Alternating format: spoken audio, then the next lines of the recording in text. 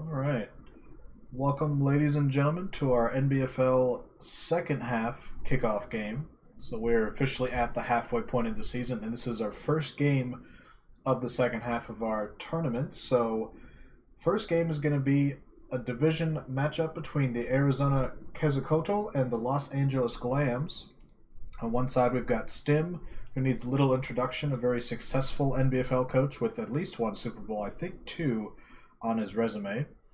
Arizona, a mid-season substitution. Waagh took the spot of a coach who had to drop, and he's been respectable. Hasn't been able to win a game yet, but he tied his first game and has been in contention in every game since, at least to my knowledge. So tough task for them today, but Lizards with some inducements are not an easy team to keep down. So Waagh's going to have a keg, a bribe, an apothecary, a wizard, and one star player, Anky Panky, a very solid 7-4-1-9 block grab loner stand firm Saurus. So, in addition to keeping another skink target off the field, he's just a very solid, reliable boy, as most Sorai are. He'll be on offense first. Stimme with his nasty high elves on defense. Taking a look at the standings, this is a underwhelming division overall. Total combined points is 82, which is second lowest according to the NBFL standings Google Doc. Not that far away from the ones above them, but Los Angeles does lead right now with 3-2-2 record. That's 27 total points. Cattle right on their heels with 27 points as well. Arizona, a mid-season substitution, so it's hard to really be accurate with their numbers, but overall, 0-3-3. I believe Waagh, let me double check what he's done himself. Yeah, he's been in all of his games.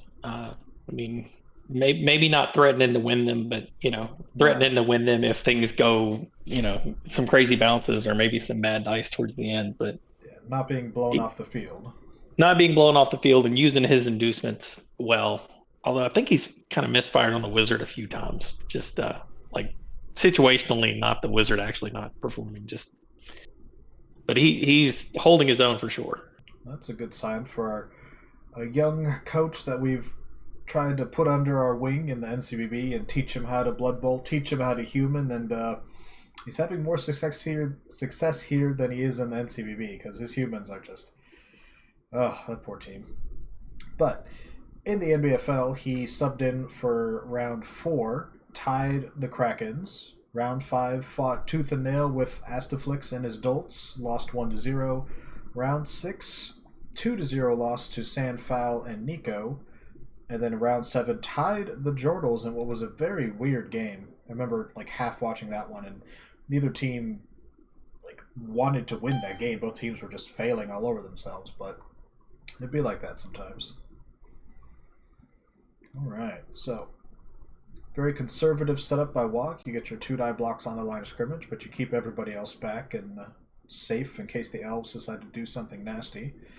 He does have Dane's Gentry, I suppose, as his main skink runner. Agility 4, block, kickoff, return, sure hands. Very solid centerpiece. Although that kicks, if it stays near the sideline, that's not great. Oh, the pitch invasion too, but the scatter on that one's going to matter. Pitch invasion, yeah, not great either. Ball does go out, though. Yeah. Although his good ball-carrying skink is one of the ones knocked down, so clearly you need to give it to a Saurus, right? My preference with Lizards is always give it to a Saurus if you get the opportunity. Does he have a dodge Saurus? He does. He's got a guard block one. I'm thinking the break tackle block guy at the bottom. Yeah, I guess it's do you want break tackle or do you want dodge?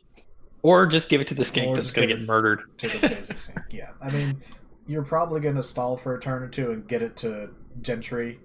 It's just a safer option, but I don't know. I think there's something to be said for giving it to the Blodge Saurus that Baz is vouching for in the chat. I mean, Stim's got a good team. Both his blitzers are leapers. One's tackle, frenzy, leap, dauntless, blah blah blah blah blah. The other's guard, tackle, strength 4, leap.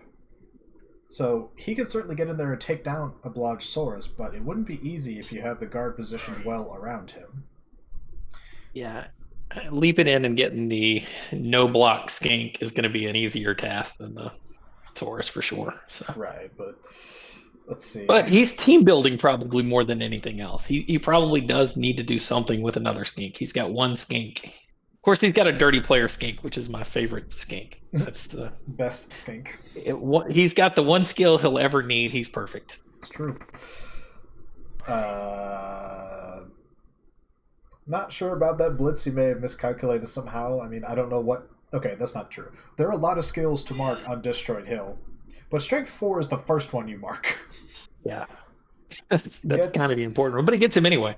Gets fortunate and gets a stun. So 3-pitch invasion elves, 3-pitch invasion lizards, but then you wrestle down the guy at the top. You blitz down on a 1-die Destroyed Hill. So the elves are not going to be in a great position early, albeit. I mean, half the Sorai, I can't talk today, are down. And now you've moved the skink into leap range. Like he's... I think a foul's coming here.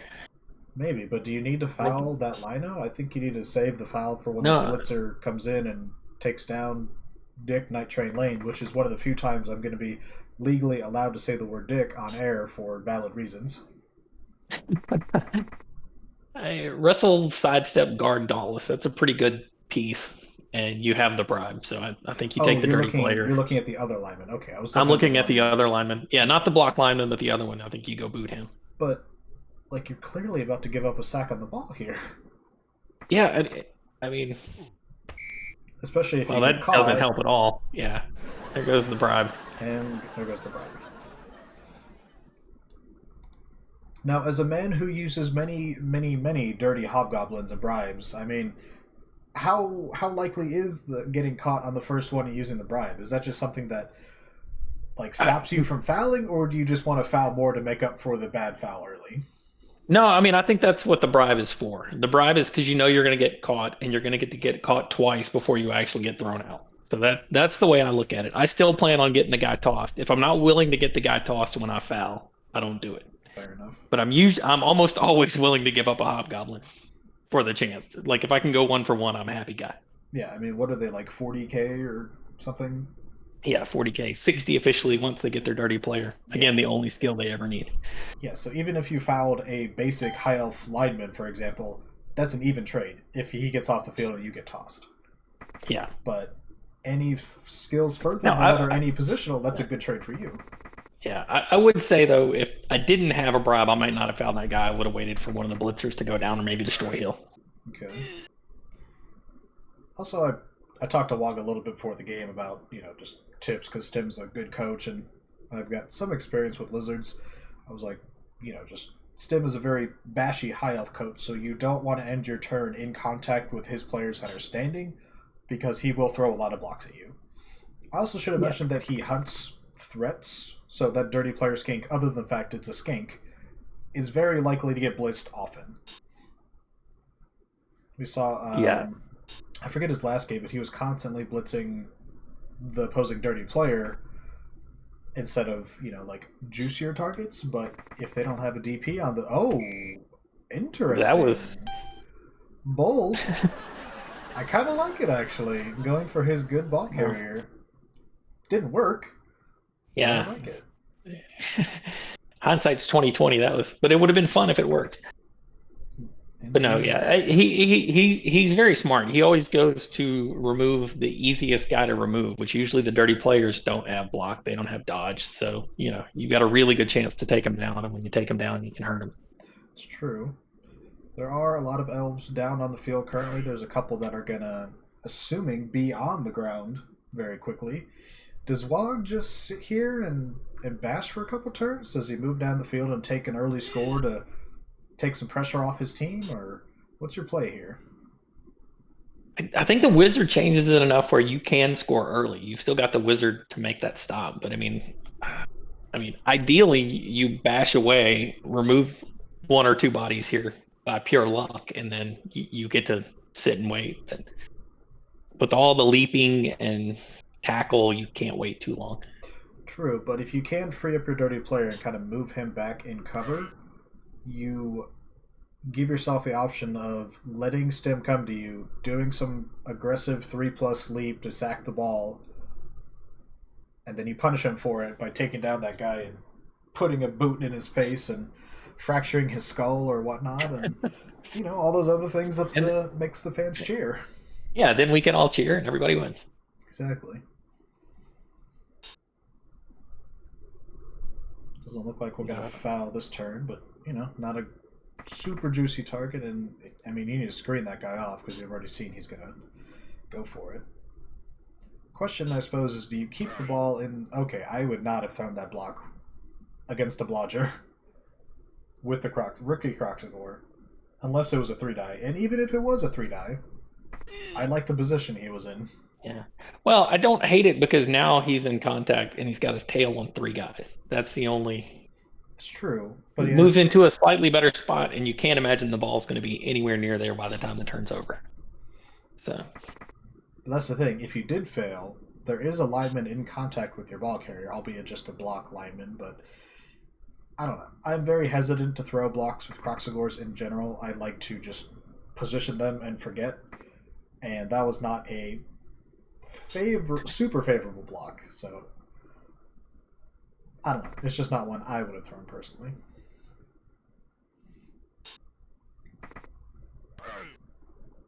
I wouldn't be too surprised if you get a leap in here. That's a lot of lizard bunker, though. It is a lot of lizard, but you can. I think it's a turn where you can probably afford to regroup because you've had half your team on the ground already for the first 2 turns. I think if you can get or he's just going to stand everybody up and okay. Granted, those were players marked my tail. This may not be the turn where you need to take a shot. If you can, however, kind of divide the lizard force, you can see he's seeing it right now a little bit. You block that guy, and now you've cut off 3 Sorai from the back, and they can't really help with the current play unless you swing back around. So you're going to force Waagh to move forward or stay there and just be, leapt upon without a good amount of his support. Well, do you trust that Crocs to actually keep those elves in place? And you don't trust him to keep them in place, but you make it more difficult for Stimme. Yeah. Looks like we're getting a shot on the ball here. No. He's going to push his way through. And then sidestep onto the ball, probably. Now this is where you can move Gentry forward and hand it off to him to get it in the better ball carrier's hands. But there's not a lot of room to operate over here.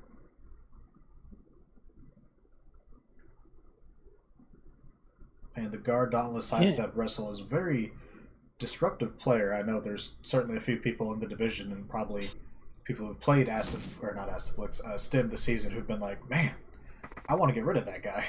But it's not easy. Granted, there's a lot of people on this high elf roster that people want to get rid of. Yeah, and they seem like they would be easy to get rid of too. Armor 7, niggled, and they don't go away. Yeah, I mean, Destroyed Hill is minus movement, minus agility, but he's still rocking. There's a Blitzer who's minus MA with Blaz de Lezo got those injuries, at least the niggling injury, 2 seasons ago, and he's in a division with Chaos, with Nurgle previously, and now there's very foul-happy Necro, and he's still making it. Astaflix pointing out that he lost his MA on the season opener, which was not the game I immediately thought of, because that's a different season opener where Astaflix laid a whooping on different high elves, but yeah, it was a bad season opener for all the high elves. Yeah, both blitzers. I mean, I guess if you're in a division full of claw, your AV7 doesn't matter all that much. Anky Panky looking for the block here. Oh, he just left the game. Okay. Yeah, he dropped. I was wondering if he just had second thoughts. He's like, "Oh, I'm about to blitz a sidestepper, and if I don't get him down, there's a clear gap right there." But nope. Well, he gets to grab him now with Hanky Panky, so he'll Oh, true. Grab get his him away. very So nice that move. Yeah, Amon was wondering why he wasn't using tackle to take down a dodge elf, but he's using grab to take down a sidestepper, which is a good play. You don't want that thing anywhere near the ball carrier. yeah, and I think you do get the handoff here. Hmm, yeah, I think you just push him. I mean, you really don't want that player standing up at the end of your turn because he could take down the Croxagore relatively easily or Saurus, Yeah. but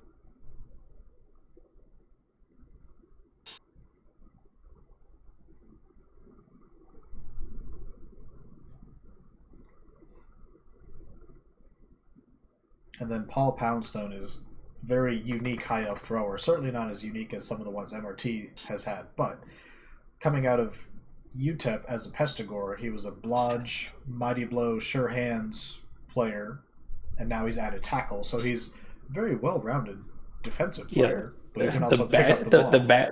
bashy defensive thrower. That's not your normal build. Yeah, not usually. Oh, double skulls, but rerolls out of it. You can push that guy away, stay right there, throw a 2-die with that guy, and Croxagore unfortunately has to fend for himself. He's probably going to be taken down this turn. So, you want to go for the handoff, because Gentry is just a much safer option. But are you really safe there? You don't have sidestep, so if you do get leapt on and sacked and pushed down, and the ball scatters to the sideline and goes, to midfield and somewhere the elves can get it, Or you pretty much or lose. you could get frenzied off the field. That's another option too. Can you get there too? True. I can't quite. Oh yeah, Dominique is just a little further A back than little he too probably far. should Yeah, be. had to do some counting there, but no, he can make the hit if he really had to, but I don't think you get the hit yet. I don't think you can wait one more turn now, but Yeah, I understand moving Dominique back the first turn, but the second turn he should probably be more like where the little eyeball is for the logo. Did he just fireball on offense? But yeah, oh my god, that killed Destroyed Hill. Wow. And now he's got minus AG. That's worth a cheer. Oh my god. Oh wow. I'm just gonna shock because I don't believe that. AG2. And no apothecary for the rest of the game. That like if I mentioned I mentioned when we started that he seems to use his wizard in weird ways and not well. I don't think that was a good use of the wizard, but it was a really good result. It turned out well. Yeah, I understand. Like, there's 4 elves there, and you know, 2 were or 1 was AV7. It's yeah, positionally it didn't do him too many favors no. until it removed one of the best players in the game. No, if I had a sanctioned list of approved times to wizard, that would not be on it remotely even close. And I think we're getting a long distance blitz on the ball by Dominique here, right? 1, 2, 3. Yeah. Yep. Gets a knockout. And the KO. Dick Night Train Lane, KO, and this scatter pretty much goes for Waagh. I mean, that's 3 tackle zones. I don't know. I'd say that's an elf scatter only because there was only one place that could have scattered to be better for the elves, and that was to the or to the blitzer. Everywhere else is going to be better for the lizards than that spot. So maybe, unless it goes to like Anki, Panky, for example, then goes even further to the right. Yeah, I guess it could scatter away from the crowd. Yeah, I mean, this is not ideal, but I think for this turn, you're not losing the ball most likely.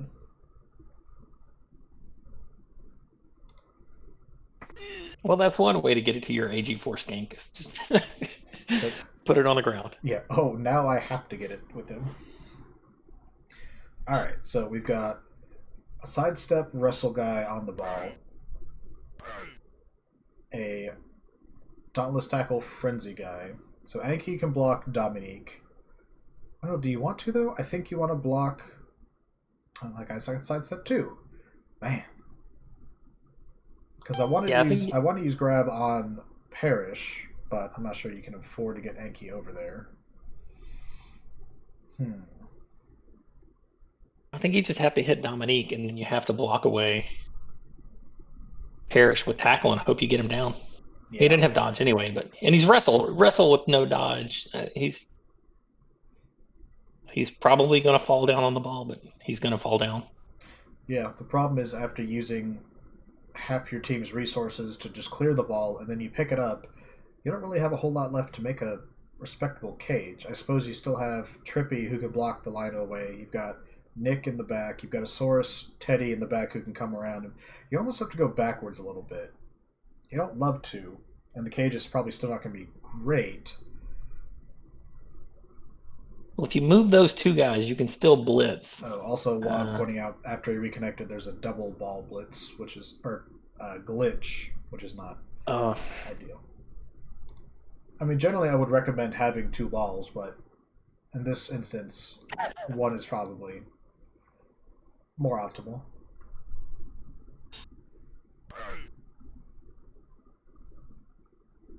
Them doing the sporting thing and telling him which one the real ball is, but probably only because he didn't know which one. Where if you could tell your opponent where his fake one was, that would be great. Oh, that would be hilarious. No, it's the other one. And then you're like, okay, is he telling the truth? Is he not telling the truth? Do I believe him? Like, is Stimme like a gamer or is he a good guy? And you start playing mind games with yourself. Oh, Stimme would game the system. I can see that. Interesting, going for the blitz on Dominique, using a reroll, which is not ideal, but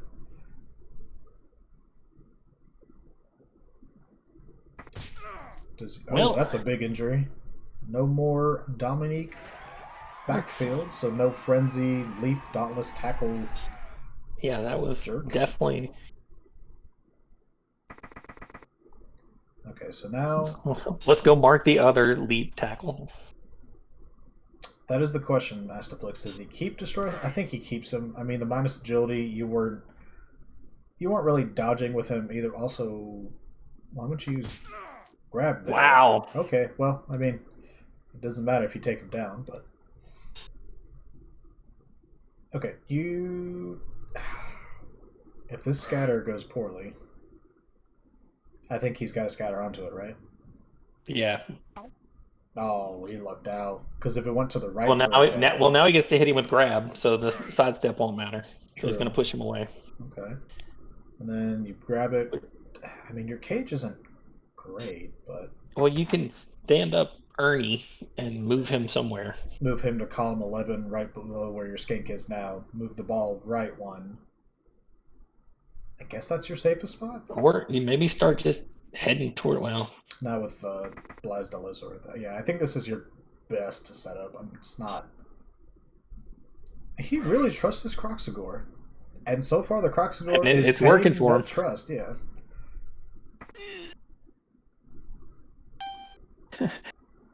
Finally, he makes a hit that doesn't remove somebody this turn. So. Yeah. Things have gone from bad to worse for the Glams. It has been a good start for the Lizards. So. You've got a banned guy, a seriously injured legend, and then a badly hurt superstar. So it's. And I mean, the Blodge sidestep guy's not a small injury either. That's just a very annoying piece. Ooh. Stimme going for broke here a bit, moving the cage corner. If he did get a takedown, you have a decent shot on the ball, but doesn't. So,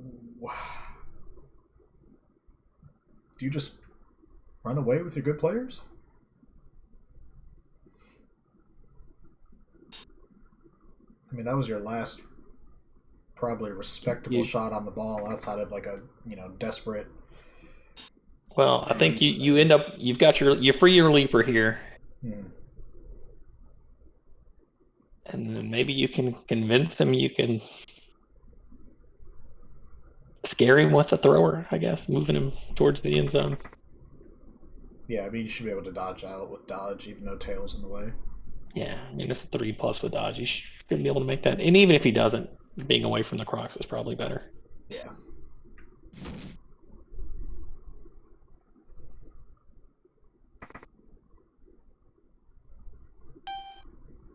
Yep, so Wagh's got to be careful here to not overcommit to blocking and using too many of his resources to where he can't make a solid cage. Ideally, you want to have a guard in the opposite corners. So if your ball, like let's say the ball stays right there, you want a guard northeast, like Nick is right now, but you want to swap out the skink at the bottom for another guard. And he does have one available in Jones. He does have one available in Teddy. And that's Yeah, it. I mean, So I think the plan should be to move that diagonal row of Sorai oh wow, that is down the field and form a cage. They're are we, all free. are we Just get them out of the playing? way. Are we playing Connect Four here? Playing Connect 4, yeah. Nice. Okay, yeah, you have a 2-die available with Nick, for example, on Paul. You can kind of clear him out the way. Wow, that's a lot further downfield than I am willing to go. Well, he'll cage up there pretty easily. The question is now you've got to keep yourself from being leaped. Yeah. So I think if you're going to do this, you have to go hit Blaz the Lezo. So that would either take a break tackle, which he doesn't do. You can't reroll that. See, the problem is you only have one guard on the cage. So if he marks the backside and can leap in there and get a 2-die, it's not ideal. I mean, even if he was desperate and just marked the top and leapt in, that's still... The guard is in the right place for sure. So it's good positioning for the one guard that he's got in the cage. Right, but that's why I was worried about moving that far downfield. He won't be able to get a second guard to make it more difficult. Yeah. But he just doesn't have the bodies to move somebody else in. I apologize, Astaflix. Had to read the comment late.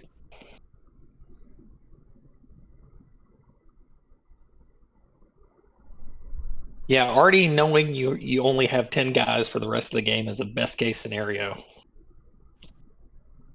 I can't imagine Stem's looking for the tie, but maybe cutting his losses in the first half is something he's thinking about. Nope. He's going for it. Yeah. If you had like anybody other than the strength 4 leaping tackle guy right here. Yeah, we're gonna push into the. Yep. Push him into the thrower. Push him into the thrower and gets badly hurt. And break him. That's got to be the APO. Yeah, you got an extra one. That's oh boy, that's a lot of tackle zones. But you're not gonna get another shot to save this game, so you throw a 2-die with a line of your choice, and then I mean, what is this? That's a nice knockout. This is a 5+ pickup after a 2+ dodge with sure hands reroll. I mean, it's like what 53%, and then you get the pass, and you basically, well, okay, win the game is a bit of an overstatement, but no, stay right there, make the pass easier. I think maybe if you go north and take away the interception chance. 1, 2, 3, 4, 5, 6. Well, you have safe throw. Yeah, I guess it. Okay, so 1, 2. Well, it doesn't matter. Fail the dodge. Yeah. Ah, wow. Don't make the 2+. So tackle does matter against elves sometimes. Interesting. Oh, worst case scenario, the dirty player's going to have to pick this ball up. I mean, I think you just pick up with a Saurus at this point, right? Everything's gone so well that you're just going to get a 6 on the pickup. There's no way like something bad. I'd knock all of these elves down. I have to think about it. I think he's got to think about fouling Blaz de Lizzo. I mean, the thrower's on the ground stunned, so he's not going to be able to pick it up next turn. Who do you foul with? Hanky Panky? You're fouling with your dirty player and leaving the ball like in a mega cage, but probably you want your players like next to the ball for scatter. Flix agrees with you. I just, man, I don't trust any of the the Sora to pick up the ball.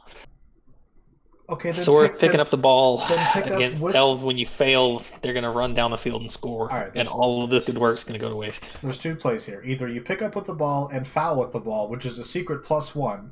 That's true. That is actually the play. You have found the correct play. The other play would be to move the Sorai like 1 square away from the ball and kind of cage it off. That way you can't get scattered into it. Yeah. But then foul. Either way, there needs to be a foul here. Because if you don't protect well enough, he's just going to leap in and do, dirty elf things, and then the ball's going to scatter into the end zone, and then the elves are going to get it, and then you lose because you didn't foul. Do you foul with the Croxagore? The Croxagore would have to get there, and the Croxagore is not breaking tackle away from, because he doesn't have any break tackle. I was thinking he could blitz the Lino on him and then go foul with the Croxagore. This is just disappointing. No, you're just not going to get your foul. But I do agree, the ball foul, I think it made so I didn't sense. See it. I didn't see it, and I didn't think about it, and it makes me sad. But I think that would have been a fun play if nothing else. Yeah, because you get that guy off the field. Second half's going to be a lot more fun for you. Oh yeah, you might actually win. And for Arizona, they haven't won yet after they've transferred into the league. So you got to take your opportunities. Yeah, and this would be a win against a team that pretty much everybody would say is probably going to be a playoff team. Here goes our leap. Doesn't get initially. Gets the takedown again. That's good. Yeah. Not a great scatter for the High Elves, though.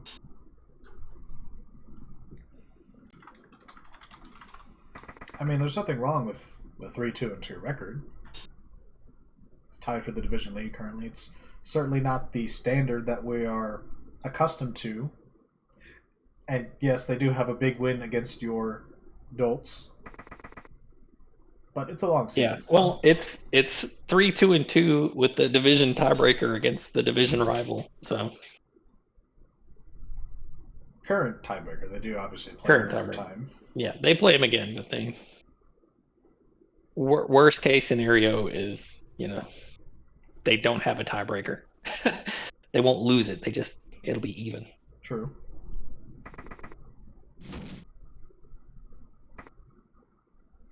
And Cattle seems to just want to kill all their players this season.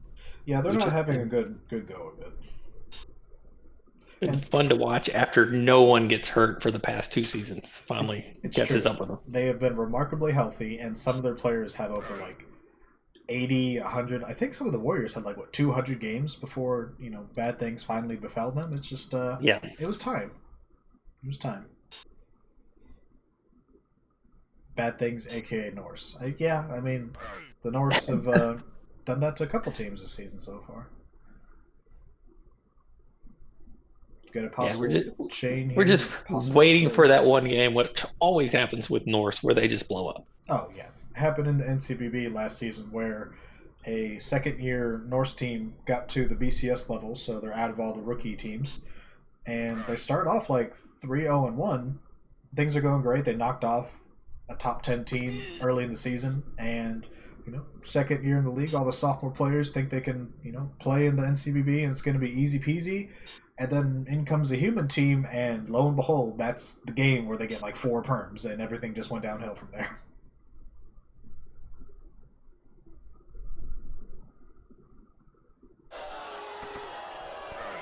Somebody in the crowd not liking this blitz because there's no surf, but now you set up a chain to get Blas away from the ball, so still not a bad play.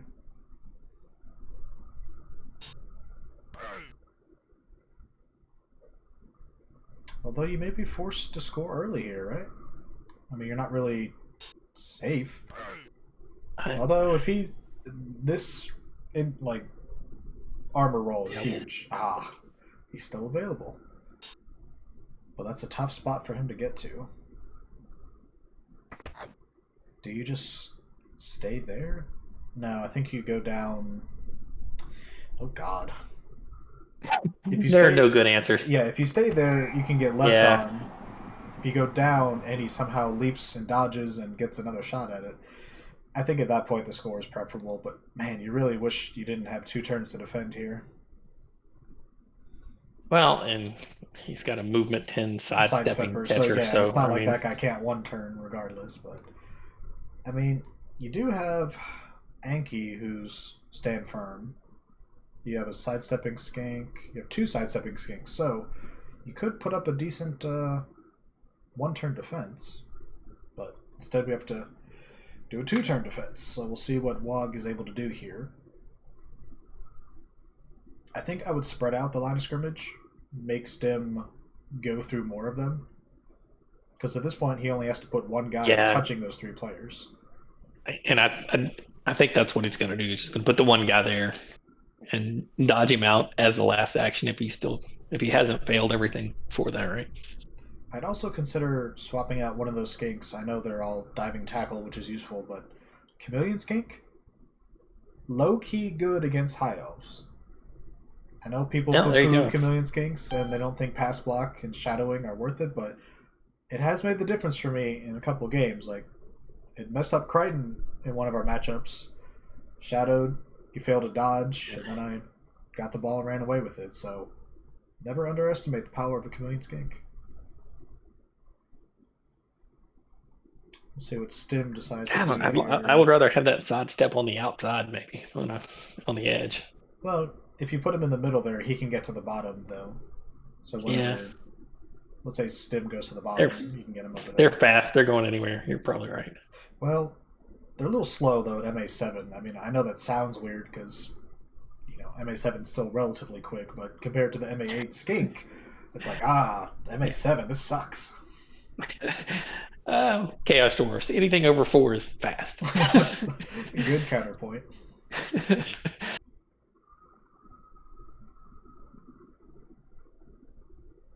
Also, Stimme not remotely going with the one guy touching the 3 on the line of scrimmage like I thought.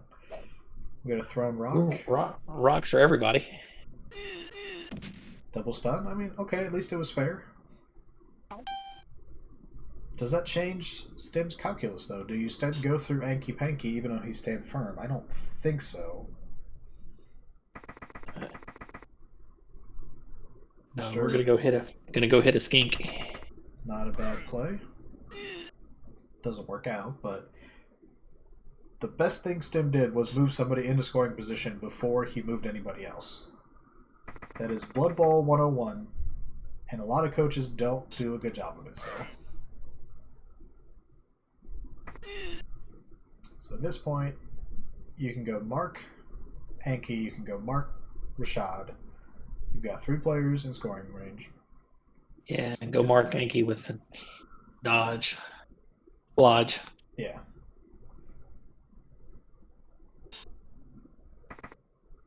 Oh. Although you might be setting up a better block there. And he's still marked, so maybe that works out.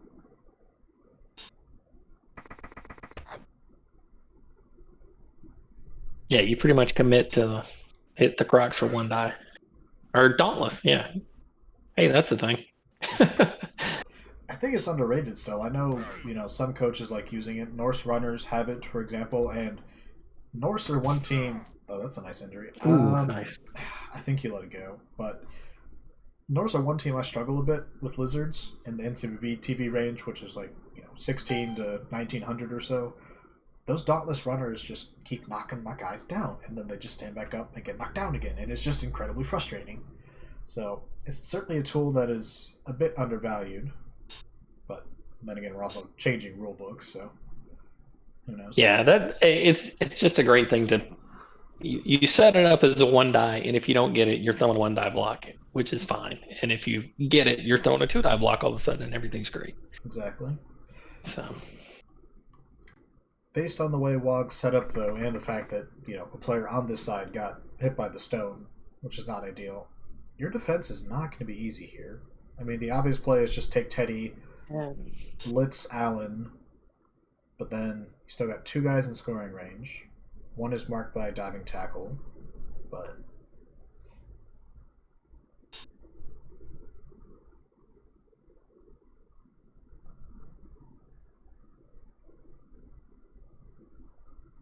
this tackle, Jason Gibson here, is just going to be worthless for the rest of this half.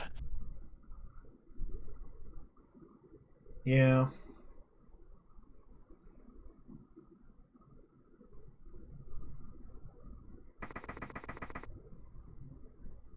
Okay, that's a good mark with diving tackle.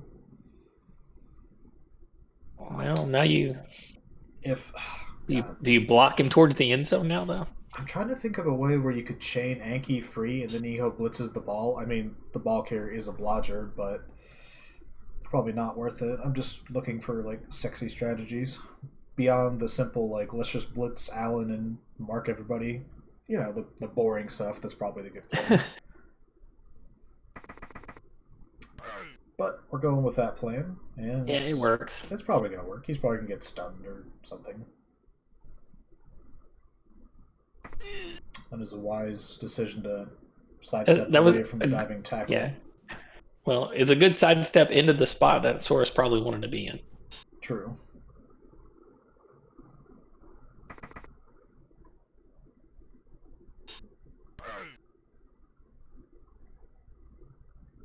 I mean, I think ultimately here, you're going to blitz off that chameleon skink. And, I mean, three dice to bring him down. And I almost consider dodging out with the Croxagore. I mean, you have a reroll, you're not going to use it for anything else. And then if you could tag the two catchers with him, I mean, that'd be massive. So 1, 2, 3, 4, 5, 6 with 1 GFI. I think it's worth it, but... Weren't you the guy that was saying he put a lot of faith in that Crox early in the half when he was throwing blocks? Yeah, but this isn't like a faith-based thing. This is just, I mean, it's... You don't lose anything by doing it. He's not going to lead those guys on the line of scrimmage, most likely. I guess worst case scenario is he kills himself and you buy a new rookie Crocs. Yeah, I mean, big deal. Think about the game that could have been.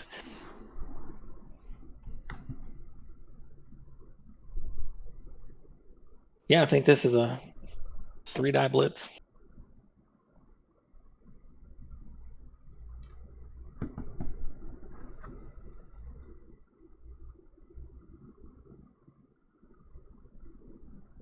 You're just thinking Blaz is coming out, hitting Pat, and then easy throw and catch. I mean, not that he has dodge, but there's no tackler. Oh, there is diving tackle next to it. Never mind. Yeah, you have to leave. Oh, yeah. I mean, it's almost... I wonder if it's better just to throw it to him and then blitz through. Oh, he has sidestep, though. Ah, God. Yeah.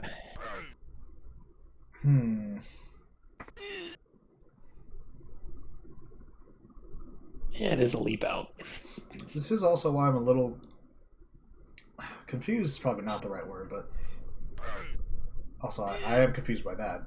Unless he's planning to just blitz with Bridgeford, but that's a 3. I don't know what he's doing, so I am confused. But his offensive setup, I'm just wondering why you went for the blocks on the line and didn't have people go north, because you had a path up there just to walk somebody down for an extra target. But now, pass block here, you're in a decent spot, but no, go down 1 square. Because he can just dodge out here. Yeah, I think you needed to go down. I mean, I understand shadowing's there, but it's MA7 versus MA8. I think just going down 1 means he can't dodge out. Oh, I like the we're going to blitz. And then not actually blitz. Although I suppose if you get an advantageous situation, you can throw the block if you had to. But yeah, I think you needed to go down 1 to get in front of him, meaning he couldn't dodge out, and he had to go through your sidestepper, which, I mean, it's skink, so you have to pow him, but, you know, skinks are resilient sometimes. Good score by the Glams, makes it 1-1 at the half. We are 45 minutes in, and only have 10 elves left, so we'll see if Waagh can put the pressure on and force a turnover and a score, or if Glams are going to get a touchdown and win the game 2-1, or maybe they'll have to score quick, and then the Lizards will get a chance to win it. Yeah, this is fun strategy because, you know, if you're the Elves, do you try to stall knowing you've only got 10? And if you lose a few more, it could get ugly fast. Or do you just take the quick score, hope to keep everybody alive, maybe settle for a tie by doing that? But I know, or just assuming that you've got the players to get the ball back. It's true, you are a very good defensive team, and High Elves are just naturally a good offensive team. But knowing Stim, I'm assuming he's going to slow play it. But as you said, if you get the score within 2 to 3 turns, which you're probably very easily able to do, you're up 2-1. The odds of you losing this game are really low. The odds of you tying are pretty decent. But if you're up 2-1, you also, give yourself a chance to win. If you slow play it and you start losing players, like you said, things could snowball and then you get stuck and something bad happens. So we'll see how he decides to play it. And based on the blitzer being right in front of the Croxagore, it looks like he's going to slow play it and try to bash a few of the lizards off the field. Yeah, he's going to hit some people. As Stimme is wont to do. Yeah. Malcor pointing out that both tackles to one side is bad, and that is a valid point. The two Sorai with tackle are both at the top. I mean, not that Teddy and Anki are bad. And tackle, while good against elves, is a bit overrated. Positioning is more important, so... Yeah. He did separate out the mighty blow, if that's anything, but... I guess the real bad part is probably both break tackles are on the same side of the field. Yeah, that is definitely worse. Now you can go tie up those other two guys and effectively take them out. Yeah, so that is something to keep in mind whenever you do your setups with teams like this. Like keep your break tackle and your tackle kind of even across the field. Also, I think I would separate the line of scrimmage since Stimme is going to be very bashy and he does have enough guard to where this is tougher for you even with the guard source there. So I would separate them and make him commit as many guys as possible to the line. Granted, he's already committed 5, but...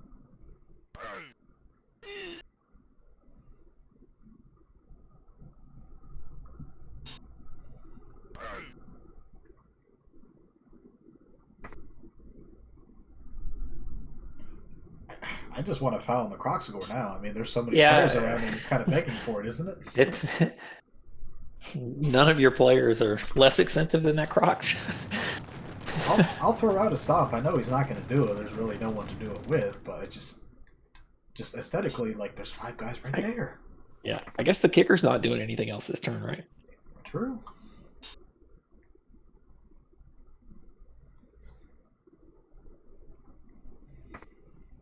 My Croxagore and my Frogs has done a very good job all season of taking fouls and not really feeling the effects of it until finally last game somebody got him on like a +1 or something. I don't think he even had an assist, and then he got killed. Doctor decided to not save him, or maybe I didn't save him. Either way, maybe you didn't let the Doctor save him. So maybe that was it. Either way, business decision. It was a contract renegotiation. Yeah. He wanted a few more fish or whatever Croxagores eat than I was willing to give him, so we're going to go without a Croxagore for the time being. We've got 2 claw teams first, so I'll take the TV.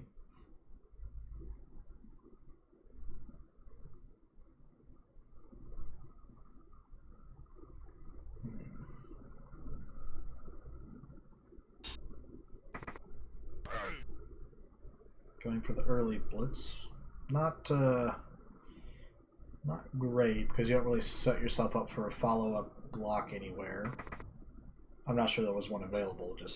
I'm not a fan of where he pushed the Crocs either. I think I pushed the Crocs on the other side. Well, pushing him there makes it so that he doesn't have the strength for blitzer next to him, so if Stimme wants to block the Croxagore again, he has to work for it. So it's not bad. It's a very conservative setup here. You kind of let the High Elves come to you.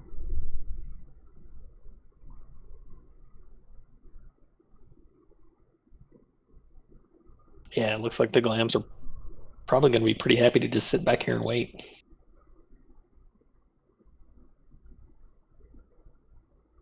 The old Baz Dakistine offense that we've been joking about. He's not going backwards, so he's not back at his own end zone yet. So he hasn't done that. Not yet.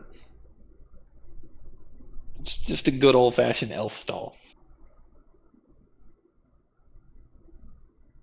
That is quite the good one, Astaflix. Oh, I'm pretty sure I got it from you, but I don't mind using it from time to time in jest. Uh, Gets a good hit there by Blaz.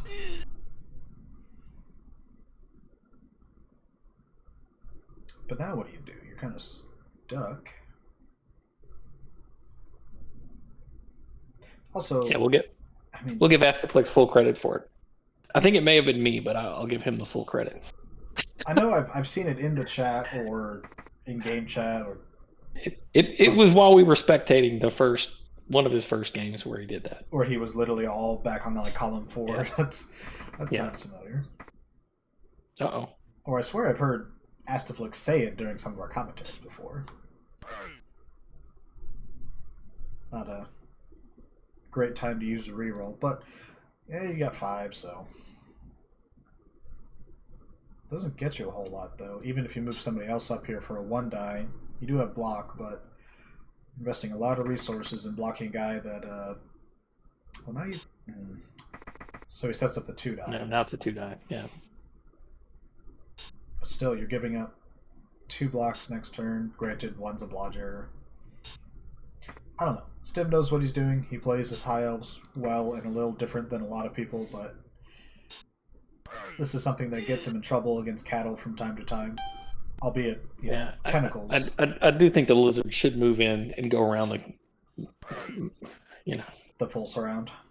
Yeah, just give him a full surround and threaten that backfield. Like I said, if you get him to score early, I think that's a win for the Lizards. True. At this point, you're not really removing a bunch of elves, so winning by attrition isn't on the docket yet. I mean, it could certainly happen.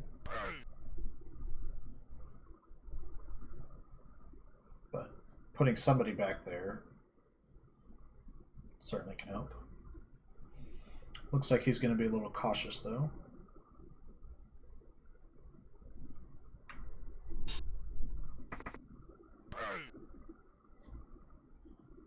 Not getting a whole lot on his blitzes right now. No, I think you save your reroll here too. He decides not to. Or not. But, well, when you get a KO, I guess it's worth it. Yeah. I agree, though. I think saving it would have been more prudent. But yeah. You've got enough guys without a lot of skills. The good thing is he's protecting his skinks right now. Croc score is going to be hit, then he's going to get a Saurus blitz somewhere. Not a big deal. Yeah, the more guys playing with the Crocs, the less guys are advancing the ball and hurting skinks. True.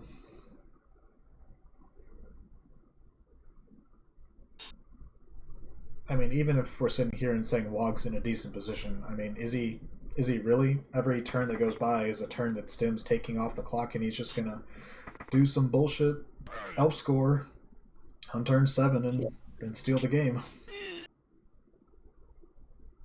So I was thinking just moving those 2 edge Saurus up to 10, on the other side. Mm-hmm. Threaten and make him do something. Don't just let him sit here and decide what he wants to do. That's true. Astaflix Lizards are pretty solid at 1 turns. I mean, Stimme does have enough sidestep and tools like that to where he can make it more difficult, although I only see 2 sidesteppers on the field currently. No, and this is a new Lizard team, so they've got 1 AG4 skink, and that's it. So getting the ball. That's true. I guess the question is, do you pick up the ball with him and then hand off to another skink, or do you pick it up with a baby skink and try to get it to your good skink? That's the tough thing. I think I would use... It obviously depends if you have rerolls left or not. I think I would use Gentry to pick up and then a sidestepper for the 1 turn. Yeah, sidestep for the score attempt. Yeah. It also depends how many elves are left, because if there's just a clear gap because they doesn't have enough players, then using a baby skink to score is not terrible either.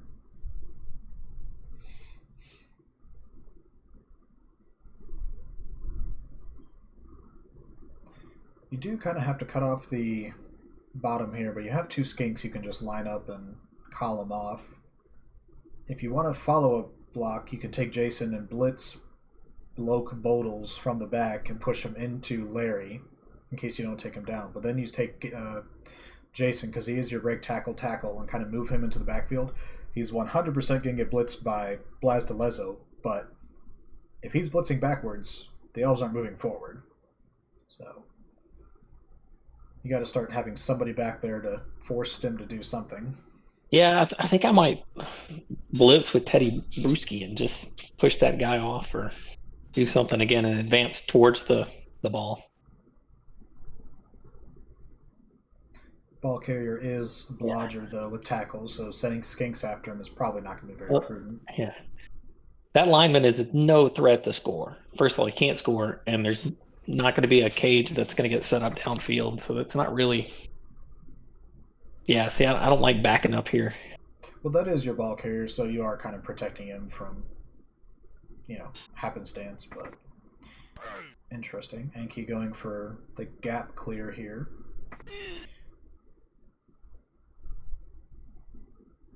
I'd actually be very comfortable tagging Lewis here with a diving tackle skink. Like he said, he's not in scoring range, but you tag him with diving tackle. He doesn't have dodge, and at best, he's looking for pows or both downs on your skink. And yeah, he's a ruffler too, so a both down is not going to kill you. Exactly.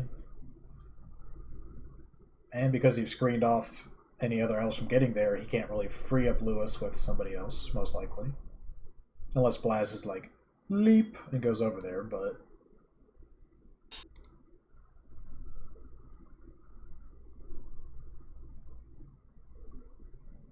I'd very seriously consider just going and double marking these linos with your guard Sorai, because Blaz doesn't have dodge, so you force him to either go through them or, dodge away on a, 2 without dodge. Now this I'm not a huge fan of. There's just a clear gap in the middle where if you take down the Croxagore, Blaz can go hit your ball carrier that you move back there to keep safe, quote unquote. And then you can spring players through here, albeit the catchers are a little far back. I mean, it just comes down to he hasn't made him do anything. It's still Stimme doing what Stimme wants to do for now. Which you never want Stimme doing what Stimme wants to do. No. Oh, aggressive reroll there. Try to take out the ball carrier. Doesn't work, though. And now Lewis is going to get in scoring range. Although, again, tagging with diving tackle next turn is a very good play. You can move the Sorai up and tag the catchers, assuming he doesn't move them, which he probably will.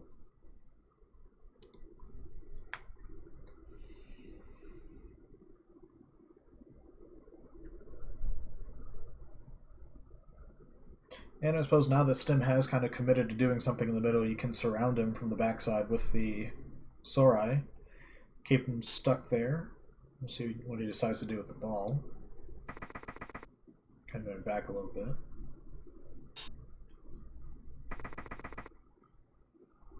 Yeah, the answer is continue to wait. Now we're getting a little bit of Baz Dagestine going. Just a little version of it, of course. He did go a row back, so it almost counts. I'm not sure I love keeping both catchers back there. I know they're both relatively, vulnerable. They have no protection skills, but if your speed's all the way back there and you're just using movement 6 guys downfield, it's not that threatening, although this blitz does not really do what Waagh wanted.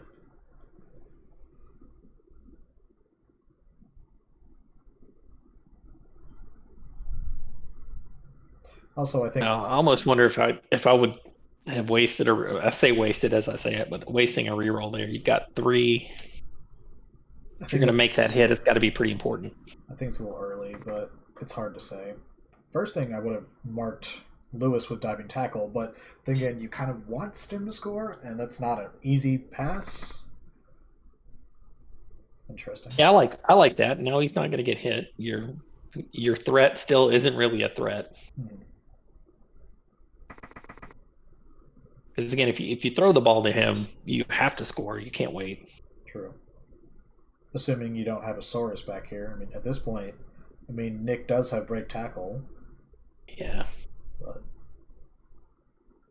if, for example, Blaz knocks down Nick and you get the ball to Lewis, he could just sit kind of near the corner and You have to rely on skinks to maybe get over there and 2-die, which, although I guess from this range they certainly could. I think you got to move up though, like you've been saying. Like you need to pressure these rookie catchers and make them do something. And as good of a player as Paul Poundstone is, he's not really a true thrower. He's got pass and no accurate, no strong arm. Yeah, he's not one of those agility monsters who's going to just walk around you anyway. If you can really get in his face, you can. And here's the takedown of Nick. Although now he has nobody downfield again, so. Oh, that's a big stun though.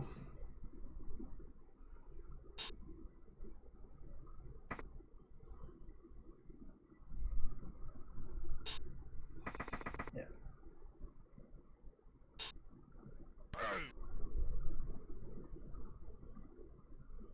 Is it safe to say Wag's been a little too conservative maybe on defense? I think so. Like I said, you've had Jason Gibson, Anky Panky. These guys just sitting on the edge doing nothing and really putting no pressure and just out of the play. Yeah. So. I mean, this is not that dissimilar from a defense I ran against Crichton in the first half of a game. But first half, when it's 0-0, is much different than second half when the other team can just straight up win the game. And Yeah. I did tell Waagh before the game to be relatively conservative because you don't want Stimme just blocking you every turn because he will do that. But when you have a couple tacklers and he's very happy to put his lodge guard guy onto your player, just go mark him with tackle and force him to do something next turn, and then send somebody downfield to make these rookie catchers, albeit Allen's not a rookie, but he's, no dodge, no block, no wrestle. Make them make a play. I think he's thinking about sending the catchers upfield, which would. Yeah, if you send one kind of to column 12 up here and then one down to column 11 down here, you split the lizard's attention. He can only blitz one. And there's nobody near the ball right now. No, we're just gonna stall it out. Okay.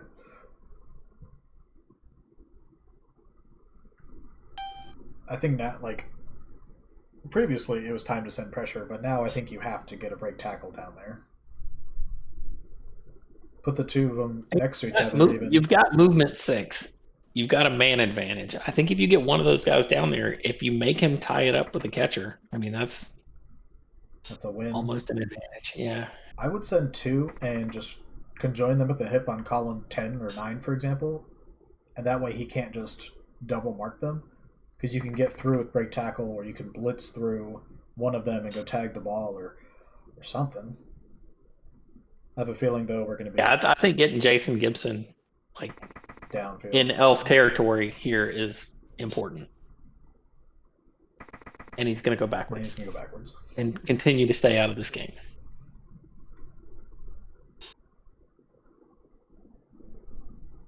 I have a feeling Wagh's going to come after me after the game and be like, "Are you proud of me? I was real conservative and didn't give up blocks." I'm like, "No, you're a pansy ass. Get in there."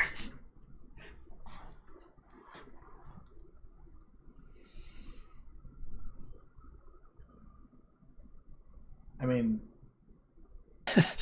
at this point, this is similar to how prevent defenses in the NFL work. The only thing it prevents you from doing is winning. Because if you're already winning the football game and you're using a prevent defense, whatever you've been doing all game has probably been working.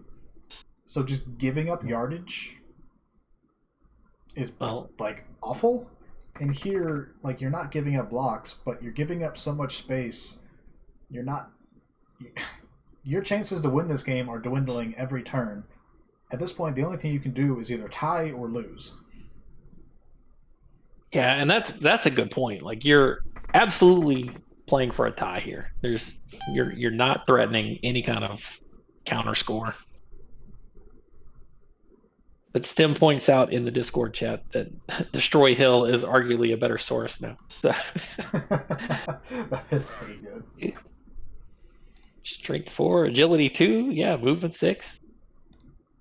He's got an armor problem for a Saurus, but other than that, he's got all the skills. And his value is pretty high, but still.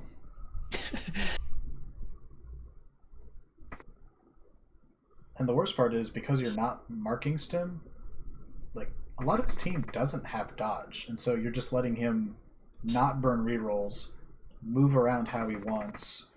You're not threatening the ball.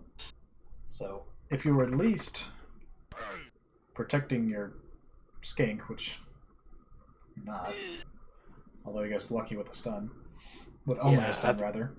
I think what we're about to see here is these catchers are going to move up. This movement 10 catcher is going to move up, and all of a sudden you're going to see all these lizards get marked and tied up and not be able to dodge away and stop him from going in to score. Yeah. And now the worst part is one of your break tackles is all the way back in column 5 who can't get to the ball, can't even get to the guy who's in scoring range. I'm not sure. You don't need to throw this block. And then he burns a reroll. Because, I mean, you did have the reroll available, but. Yeah, three rerolls, it's turn 6. I don't know, just positionally, now all three of those players are stuck there, even if Anki is on the ground.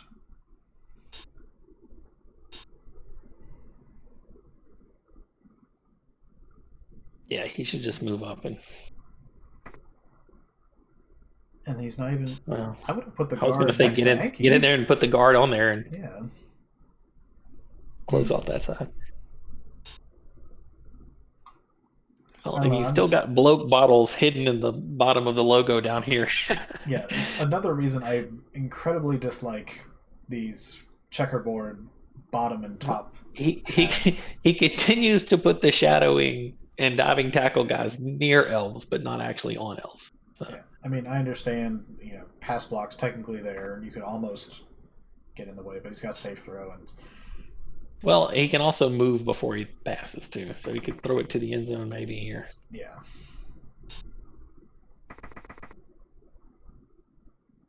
I really wish I had a time machine and I could go back and not tell Waagh anything about going into this game, and I wonder how differently he would have played this.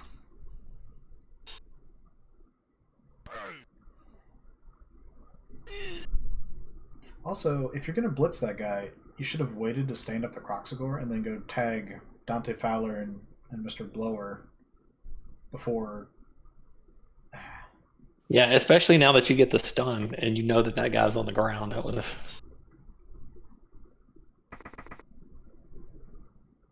What? I mean, I suppose baiting Stimme into scoring this turn is not terrible for you.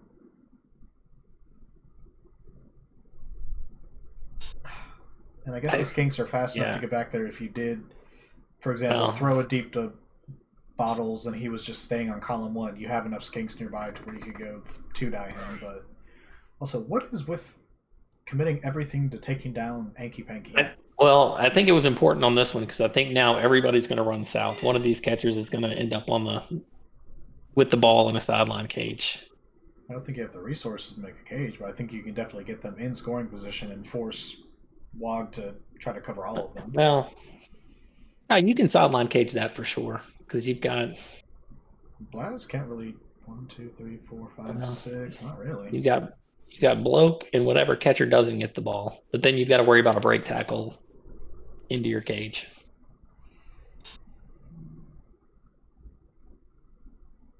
I don't know if Waagh's ever broke tackle. I'm not sure that's how you would say that into a cage though. Usually it's for like, oh, I need a 2+ to get away from this player, or there's a gap.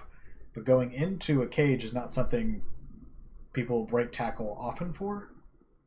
Certainly a viable tool, and Crichton with a break tackle ogre is incredibly dangerous. Never mind, because I think you can still put the sidestep there with the ball, and then if he breaks tackles into the cage, you're moving down the sideline anyway. True, but I still think it'd be your best chance to salvage this game.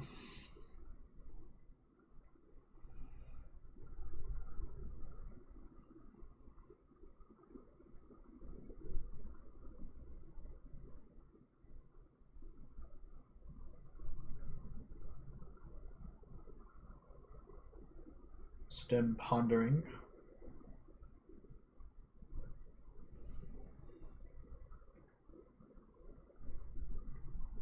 Yeah, I mean it's turn 7. You can't go backwards again.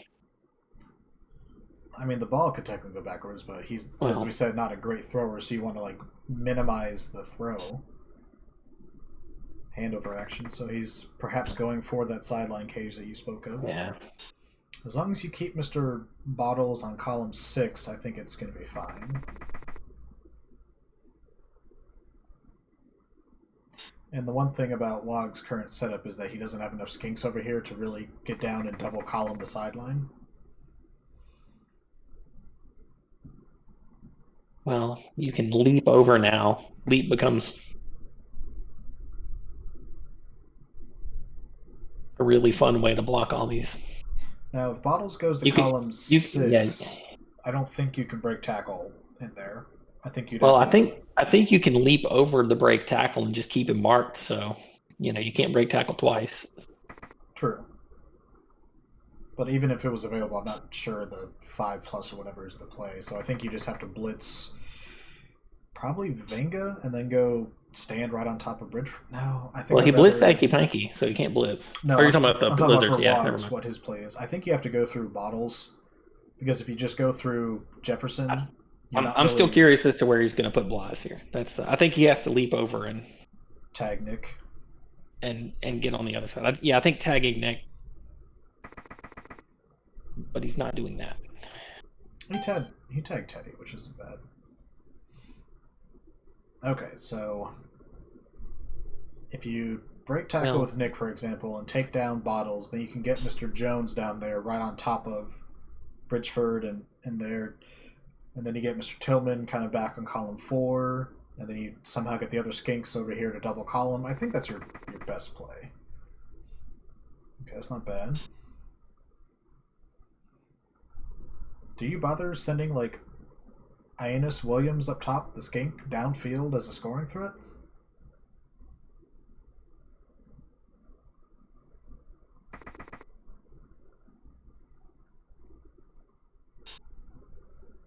You got your AG4 there. Maybe you can stand him up and dodge out and head that way as the last action. True. Or we're going to put Mr. Gibson not in scoring rate? I'm not sure what that does. Yeah, I think if you do that, you've got to tag the thrower. All Poundstone there. Yeah, tag the thrower and.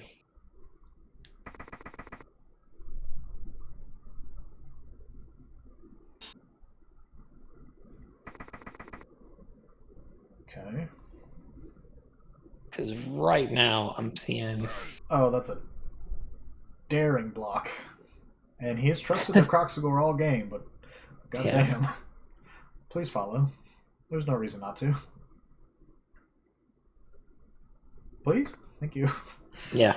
So now like I'm trying to figure out what am I missing in that one. No. No, it's Russell, so that's good. No, it's not, because if you go down, now Blas can move freely. Yeah, I think he's moving freely anyway, though. Well, you're not keeping him there. But you force a roll at least. Yeah, you're gonna blitz into the cage here and force him to sidestep. Nope.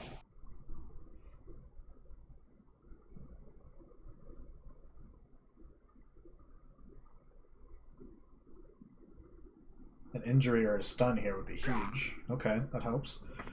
KO is good. I think you have to give up on getting Gentry downfield and go tag Blaz. I know it's,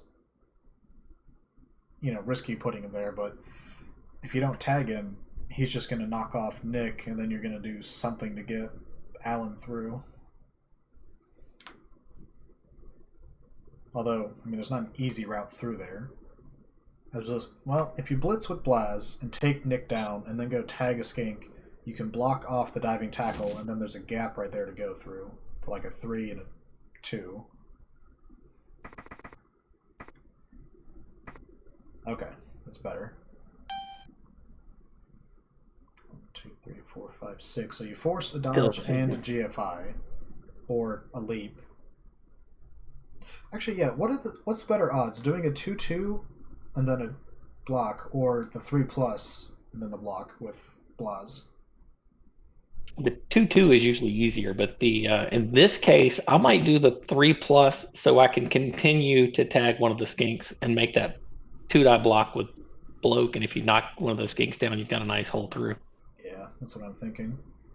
So you got 1, 2, 3, 4, 5, 6 to tag Ollie. Although I think you'd rather tag Pat, but I'm not sure you have the spacing to do it without blocking yourself. Yeah, the real issue is you don't, no dodge on him. You're going to have to use a reroll here somewhere. Yeah, there's a lot of dice to be rolled. Or just roll sixes, one of the two. Yeah. Yeah, I'm not in love with Waagh's defensive setup for this last turn, but it's not going to be easy to get through, especially with the catcher being, no dodge, no agility, stuff like that.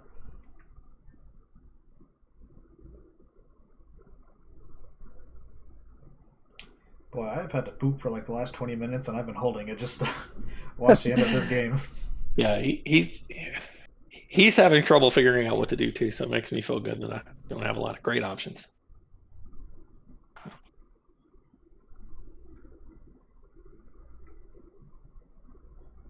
Yeah, because the biggest thing is, if you take down Nick, if you push him down and then go tag the skink up top, it's hard not to block yourself from getting through with the catcher. I mean, you are movement 10, and you're on column 7. 1, 2, 3, 4, 5, 6, 7, 8, 9, 10.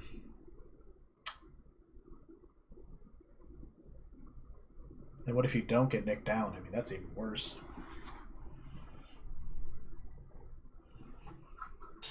I think not getting Nick down, you can back out. You just have to push Nick.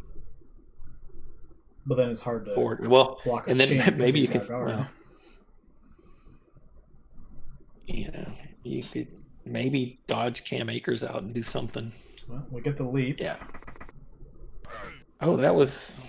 I kind of saw this late because you're almost max range to make it, but with Nick in the way, that's a bunch of threes. Well, okay, it's 1 3. Okay, so 3, 2. Yeah, 3, 2, 1, and 2, then 3, another 4, 2, 5, 6, and 7, some 8. other 2s. Then I think you have to do 1 GFI. Yeah, just make all the rolls. That's all you have to do. Yeah, just make all the rolls. Yeah. And there it is. Don't even use the reroll. Roll out of dice. Don't use the reroll. Classic. Again, another good showing by the Lizards that's going to end up with probably a loss. Yeah, Los Angeles up 2-1 with a mere. It's like a half turn left, really. So we'll see if Waagh can. Well, he's only got 2 sidesteppers left. True. Only 9 elves total. I'd be a little wary of putting that catcher on the line, so he may just not. Yeah, I think once you realize I can't stop the 1 turn with sidestep, so I'm not going to try. Put the other guys on there. Man, putting a strength 4 thrower on the line seems weird. My strength 4 thrower without block. It's just a luxury to him, I guess. Must be nice. Yeah. I don't know. I've seen Stimme do a couple of 1-turn defenses now, and I don't think I'm in love with this setup. It just forces the dodges earlier. Takes away that end zone drama, but it's ultimately probably the same amount of dodges. Yeah, true. But I think the end zone drama is like what we live for, right? He's like, oh, he got the pushes. Oh, he got the ball to him. Oh, he's going downfield, and then you're like at the end zone, and that's where the final play is. But looks like he's going to use Dick Night Train Lane, who's back from a KO somewhere along the way, to potentially score and tie this game up. You do have grab, which is something I hadn't really thought about either. So if you grab, Candle Blower, for example, move him down and then start pushing Night Train, you only need to get him to column 10.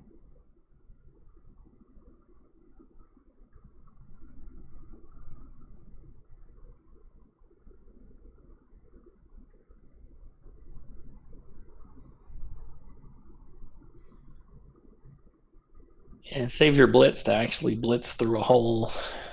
So. Yeah, if you could blitz through Paul Poundstone and just make a gap there, for example, I mean, you've got something. Granted, I think having to blitz through Blas de Lezo is more likely, but he's strength 4, so it's not as easy. But we'll see. Well, he's relied on his Crocs to do everything else. Let's let the Crocs make the blitz to win the game. Yeah. Classic. Has he gone bonehead in this game? I don't believe he has. I don't remember a turn where he's. No, you just jinxed him. I know. That's what I'm good for. I mean, he is kind of due. It's I know it's that's it's technically it's not the a. classic commentators putting up the he hasn't missed a field goal from this distance before. Yeah, classic.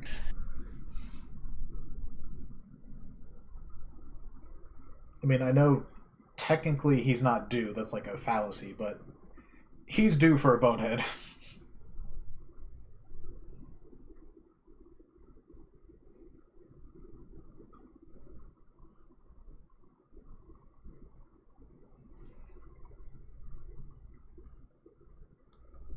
I'm not sure I'd have Gentry to one side or the other. I think having him in the middle makes a lot more sense. I mean, you do have kickoff return, but still, he does have a kicker still. Remember when we said like he should foul with that kicker on the first turn in the Croc score of the second half because he wasn't going to need it? Well, apparently he's going to need it, so we were wrong. Yeah, that's why he's a good coach. Granted, if he took out the Croc score couldn't two die Blas and help him win the game. Quick snap. Uh-oh. It's a good thing. Is it going to mess up his formation? Correct. It's a good thing, but that hurts a lot of coaches sometimes. Yes, I think he just messed up. I really do. Well, no, he's going to push him forward now. I think you got to fill in that gap. I think you move Rashad into that spot now, right? I was thinking no. You move Gibson to the right. You still pull him down and then push. You still have a chain there. But then I think you have to fill in behind where Jason is currently. But you have two free skinks to do that. So you move Jason. Okay. So he's just going to grab Bottles, move him down, and then proceed to do what he needs to do. This might work. I don't know. It may not. It probably won't. And Crocs is one step closer to that blitz he needs to make. now that I think about it, if you grab, you don't want to grab Bottles. You want to grab Cam, because if you grab Bottles and then your next follow-up block is with Jason, you would just push him into the spot Bottles is currently. Well, you would follow the block, right? Yes. So you follow. Okay, him. so you would follow. Yeah. You basically swap. So he'd go there. He'd go there. Yeah. Okay. He's going for Cam.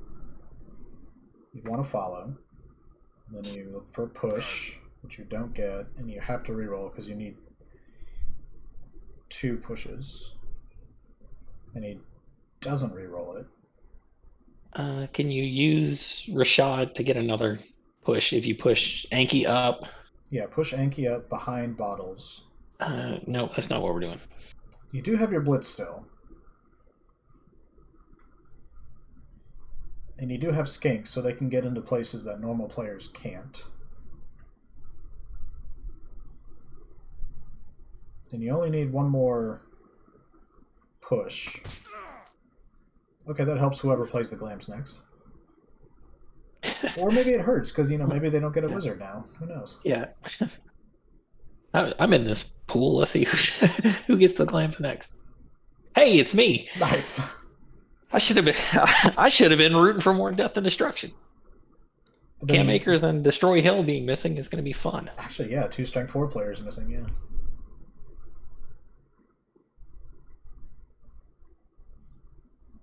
But you might get less bribes that way, though. I mean, you're currently sitting at 2280 with your game to play still. Granted, St. Foul is likely to trim you a bit. That's just kind of how they do things. Yeah, I expect to get fouled a few times by them myself. So. And actually, that kind of sounds like a fun game where two teams are just fouling each other and not really caring about the ball. Yeah. Okay, I see what he sees. You're going to come up from the top. And a push is not great, but it's workable. So you push him into the square below Dargood. Is that how you say his name? I mean, this handoff is not great. No, you can't put him in Blaz's tackle. Uh-oh. Yeah, and he's out of blocks here, so this is going to be 6, 7, 8, and you're probably going to have to pass the ball? Yeah, 5+ pass now? No. I mean, it's a 4+ catch in a Or tackle yeah, tackle zone. no, he's in 2 tackle zones, 5, right? Oh yeah, 5. Yeah, The pass is probably a 4. that pass is going to get intercepted here. Oh, he's a agility 4 guy. So pass is probably a 3. Maybe Stunty, so yeah, 4. goes for it twice. Makes it a 3. Shouldn't you have just moved somebody? Yep, I told you, I called the interception. He did call the interception. Woohoo. Okay, so that is a 2-1 victory for the Los Angeles Glams. It did not look good for them for much of this contest, but they persevered and found a way, and they emerged victorious over the Arizona Quetzalcoatl. So Yeah, a costly win, as you hear, with the now AG2 honorary Saurus Destroy Hill. yeah, I mean, I'm not sure it's like that much of a concern, but seriously, when you're agility 2 dodge versus agility 3 dodge, I mean, it does make a big difference. Yeah. So perhaps that'll cost them down the line. But Well, you're now, thankfully only missing 2 movement instead of the 4 that you've earned, and then now you're missing 2 agility. yeah, that is a lot of nega traits. good stuff. All right, thanks, Dash, for joining A lot me. of baggage. Astroflix Always. is here a bit, a couple others. So we'll see you next time, everybody. Good start to the second half. Oh yeah.